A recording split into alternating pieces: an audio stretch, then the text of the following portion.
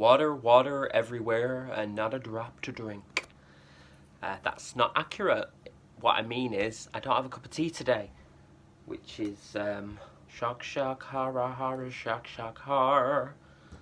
All of the songs today, apparently. Hi, hello, and welcome to another brand spanking new episode of The Library is Open, darling, so I hope you brought your library card.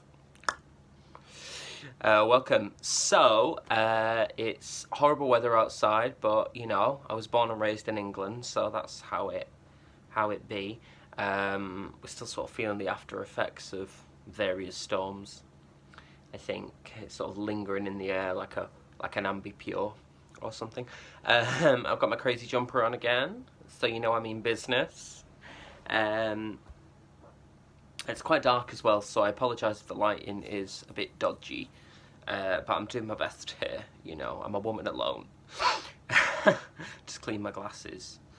Yeah, proper dirty. So, yes, this week's episode, I wanted to make this because it is a book that has been adapted quite recently for the TV. And regular viewers to my channel will know that this is something I work on with my students, adapting existing texts into either screenplays or theatrical performances. So it is a particular interest of mine, the craft of turning something from a novel or a fictionalized account into something performative. I find it really interesting. So, yeah, without further ado, let me introduce the book in question. So, this is Agatha Christie's The Pale Horse. Look at that cover, that's beautiful. This was the, they sort of periodically redesign Agatha Christie titles with like different branding and stuff. This was the rebrand, I think, from the start of the millennium, I want to say. Roughly. So this is the signature edition, published in 2002. I actually preferred the previous one, which was very sort of Art Deco, kind of gothic, but that's neither here nor there. Anyway, so yeah, The Pale Horse has just been on BBC One. At the time. I say it's just been on, it was a few weeks ago now. And in a new adaptation featuring Bertie Cavill in the lead role. Bertie Cavill famous for, well, many things, but he played Miss Trunchbull in the original West End production of Matilda the musical, and very good he was too. So, yeah, now as to the television adaptation, that's not the subject of this channel, obviously, although I did watch it. I usually watch all the Agatha Christie adaptations because I'm a big fan, which you'll know from previous vlogs. It was interesting. It was very interesting. I think there's a vogue these days for revamping sort of period titles and making them more sort of contemporary or modern. By which I don't just mean the language, but I mean the plotting in and of itself. Well, I appreciate that, you know, books and TV programmes or plays are very different beasts. The new BBC adaptation was good in the sense of what it was, but it was not necessarily, strictly speaking, an accurate representation of what the book is actually about, really. They did this with the Miss Marple series on ITV that they revived a few years ago as well. Sort of changing some of the plot points to make it more exciting or baffling or something for a contemporary audience. And, you know, maybe it does. I'm just old-fashioned. I kind of just want to see a straightforward adaptation. But, you know, if I have a problem with it, I should just write my own, shouldn't I? So, of course I can't do that because the Agatha Christie estate would probably sue me. But, hey, we all got problems. Anyway, so let's return to the book. What's really interesting about this is, I don't think I actually read this before. I've owned it for ages, and or I think possibly I'd read like a couple of chapters and then put it down and forgotten, which is very badly behaved of me. But what's really interesting about it is this is one of the later novels that she wrote, and it's standalone, so it doesn't feature any of her usual detectives, Poirot or Miss Marple, although it does feature a character the character of Mrs. Oliver, who frequently appears in Poirot stories, although she's very much a background character. And it's sort of Agatha Christie grappling with the 60s, because this was originally published in 61. And, you know, the main bulk of her work had been from around the time of the war through the late 40s through the 50s. Well, going back to the 20s, actually, which was when, I think it was the 20s, when her first book, The Mysterious Affair at Styles, was published. So this is very much sort of a very different world from what she was used to. We often associate Agatha Christie, I think, with, you know, the country house murder. Her name's almost synonymous with that. Although she did do a lot of very experimental things. But this is sort of a run of quite a few books where she deals with, like, the sort of sexual revolution and the, you know, the free love movement and, you know, things, swinging London, if you will.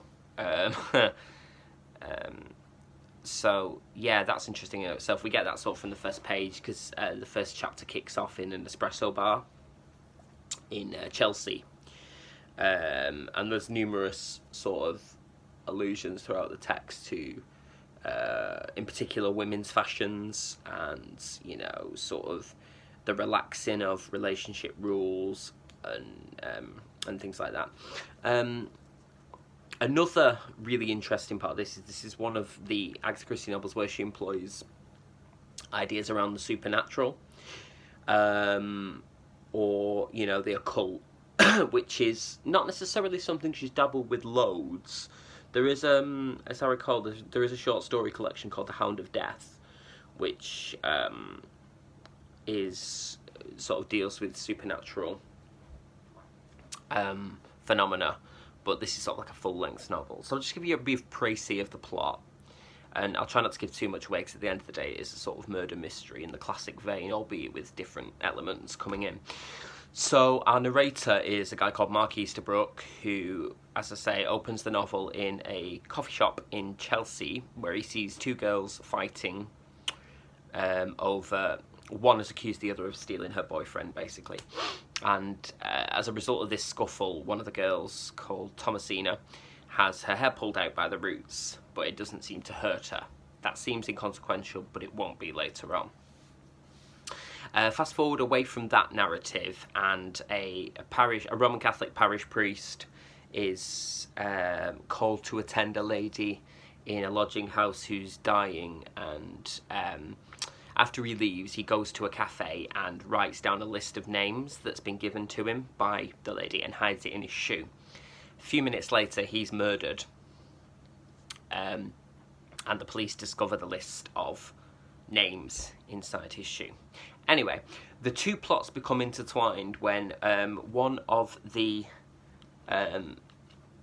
investigators of the parish priest's murder runs into Mark, who it turns out they were at Oxford together, and happens to mention this list of names. Anyway, it turns out that one of them is a relative of Mark's, and subsequent investigations reveal that everybody on that list is dead, which is sort of the common denominator between them. And then Mark goes for dinner with another friend and happens to meet a girl that his friend is with, called Poppy, who lets slip something about something or someone or a concept, whatever, called the Pale Horse, which sets them to thinking, and some investigation turns up that the Pale Horse is in fact a pub in a village called Much Deeping, which I believe is in Surrey, if it actually exists. In the book it's in Surrey, it may or may not exist, I'll Google it. And the Pale Horse is a former inn that's now owned by three witches. I say inverted commas because that's sort of how they're perceived by everyone else, although there's a sort of weird belief in them. So there's Thirza, Sybil and Bella, who are all believed to have powers of witchcraft, and in varying degrees, from sort of traditional what we might call English folk magic to mediumship, seances, second sight, and so on and so forth. Anyway, so Mark's introduced to them, and he also meets a guy called, I believe it's Venables. I really need to write these out on paper, but I just don't want to give you the wrong information. It's Venables, yeah. Venables, who suffered from polio and is in a wheelchair. Well, plot twist. So a chemist working across the road from where the priest was killed recognises Venables through a series of unfortunate, or possibly not unfortunate, circumstances as being the man who he saw follow him down like a dark alley, basically. And everyone's like, well, no, that's not possible because this guy has atrophied muscles and he's been in a wheelchair for years and years. It's not possible. Or is it? Therein lies the mystery. Anyway, so Mark investigates along with his sort of femme fatale kind of girl Friday. There's a lady called Ginger who's a friend of his aunt's, and they come to the conclusion that everything is tied up with, that the list of dead people, I should say, is tied up with the inhabitants of the Pale Horse. And Mark gets a lead and finds himself in Birmingham meeting a guy who, it's never sort of explicitly said, but it's sort of implied that he can arrange the death of a person or persons at the person soliciting's request. Obviously using the witchy talents, let's say that, of the witches in the Pale Horse. And so then it's sort of down to Mark and Ginger together to hatch a plan to try and figure out whether this is all an entirely occult thing, or, you know, that sort of there are more things in heaven and earth, Horatio, than are dreamed of in our philosophy. Bit of Hamlet for you there. Or whether there's something much more mundane and everyday that's leading to the deaths of these people. So that's their search, basically, to connect all these disparate elements together without becoming sort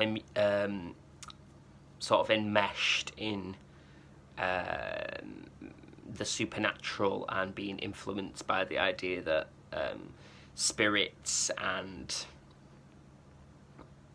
well, it's sort of a weird combination of spirits and science, which is another pointer to the 1960s backdrop. Indeed, one of the characters talks about how science is almost like the new witchcraft in a way, because the sisters practice this combination form of magic that also involves apparently the laws of physics. There's a sort of seance scene where they sacrifice a cock, an animal, and but also use this weird box that's supposed to direct energy, like obeying the laws of physics and stuff. So it's all very sort of convoluted. But I thought that was quite interesting as well, because she sort of plays upon the ideas of the time that people were quite scared of science in some ways, as much as they thought it was amazing. They were also sort of scared of the possibilities of it, which I think probably plays into, you know, fears that will be upcoming later in the 60s, you know, and go on until, like, you know, the H-bomb, Vietnam, then Korea, so on and so forth. So it's really quite interesting. I liked it a lot, actually. I think Agatha Christie has this sort of, I think she's respected, but she sort of has this there's a sort of belief around her that her books are kind of bunkum and sort of, you know, written to formulate. Although I do defy anybody to sort of guess the explanations 9 times out of 10 in her books. I've read most of the things she's written and I just haven't got a clue. But then again, I don't suppose I read murder mysteries or whodunits or whatever with the aim of sort of outsmarting the detective. I'm kind of just there for the ride. I like watching them detect. I'm not too bothered about trying to guess who the culprit is. This is written really speedily. It sort of merrily jaunts along, as it were. See, I did a head movement there. Merrily jaunts along. In really quite an amiable way. I read the whole thing in a day because I wasn't working. So I thought, I'll do this now. Because it's literally one of those where you're like... That's miming turning pages. Trained actor. And before you know it, you're like, there's like 5 pages left to go or whatever. That's just an example. I have finished it, I promise. But yeah, it was good. It sort of reminded me, actually. I don't think I've done that for a long time, read the whole thing in a day. So it was really quite a nice little callback to my younger years, when I would just, if I had nothing else to do, I'd just sit and read a book a day without even, planning to. Just like make a big pot of tea. Always been well into my tea, even as like preteen sort of thing. Brief foray into coffee, but back to tea all the way. Old tea, old shade. Old tea, old read. That needs work. I'll think about it. So just go and sort of sit there. Got my little tea. Maybe some snacks. Maybe not some snacks. Who knows? And my little book, and just page through, page through, page through. I think I described in one of my earlier videos my sort of massive love for Agatha Christie. And sort of going on holiday to like talk. When we did go away, we could like Torquay and stuff like that.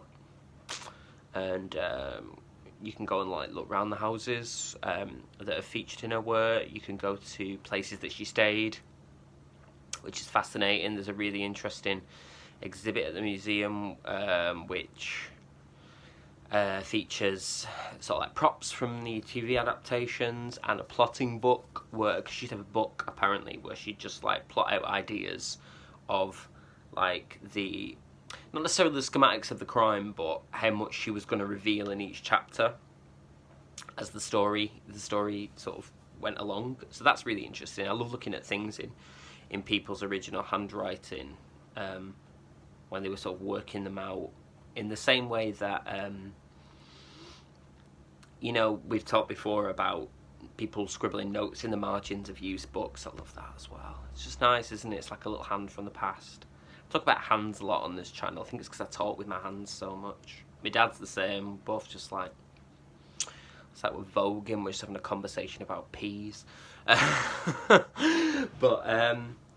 no, I really liked it. I really like this book. It's a shame it's sat on my shelf.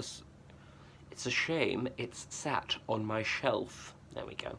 For so long without me dipping into it. But I'm very faddy. So like when I was sort of devouring Agatha Christie, I'd go through like all the Miss Marples and then all the Poirots, and then I was like, it took me a while to get into the ones that didn't have regular detectives. Although, as I say, this one does feature Mrs. Oliver, who many people believe, she's a crime novelist in the book, who is a friend of Poirot's, and a lot of people believe that she is actually Agatha Christie in sort of fictionalised form, and she sort of lets her the character say lots of things that maybe Agatha would like to say about being an author, but isn't really allowed to because it's not good advertising. So she whinges about being interviewed and people asking for signed copies of her books and so on and so forth. She's just kind of quite an eccentric person. You can sort of tell as well because her detective that she writes about, this is the character, is a Finnish, I think he's Finnish, is a Finnish guy with like really particular habits, which is essentially, Poirot's a Belgian. With very particular habits, so just try this light actually. Sorry, because it keeps sort of going in and out like a peep show or something. Well, we're nearly done now, Berie. You can look at a shadow on my face, can't you? It's like I'm spotlit. Soho, girls. No. So yeah, like I say, it was the TV adaptation that prompted me, which I don't think you know, I think if you've seen the BBC adaptation and you've read the book, you'll have two different experiences. But that's okay. That's okay, because I think sometimes a lot of people say things like, oh, the film adaptation or the TV adaptation ruined the book. And I don't think that's true, because, you know, how could you ruin something that exists in and of itself as an independent entity?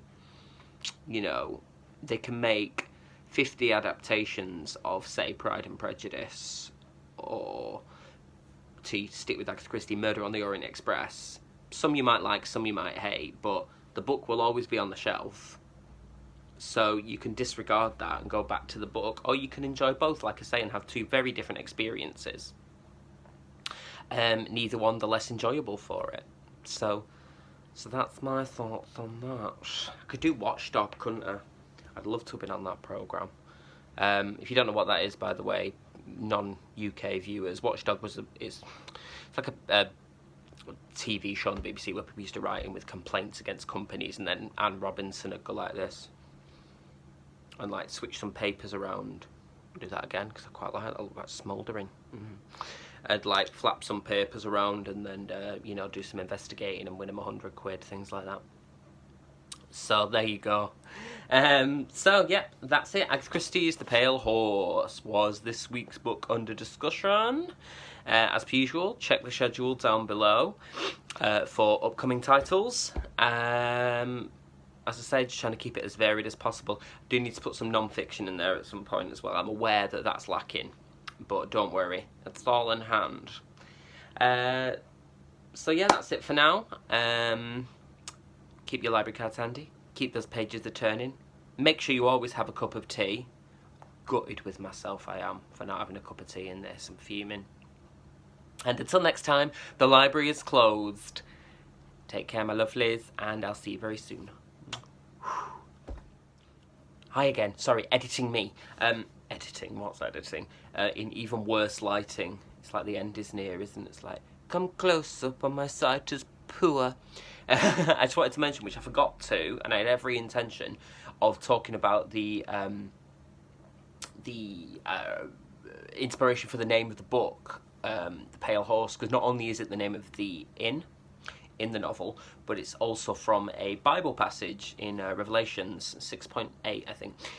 Yes, and 6.868. You get the idea. And that reads, and I look, and behold a pale horse, and his name was Death, and hell followed with him. I just thought it was really interesting, and it makes a lot of sense in terms of the story. She's massive on that, doing like quotations of old things, Agatha Christie. So if I do any more, or indeed if any other author does, then I'll make sure to mention them in the main bulk of the video. Anyway, thanks for sticking around for this last little bit after the credits. Lots of love, and see you soon.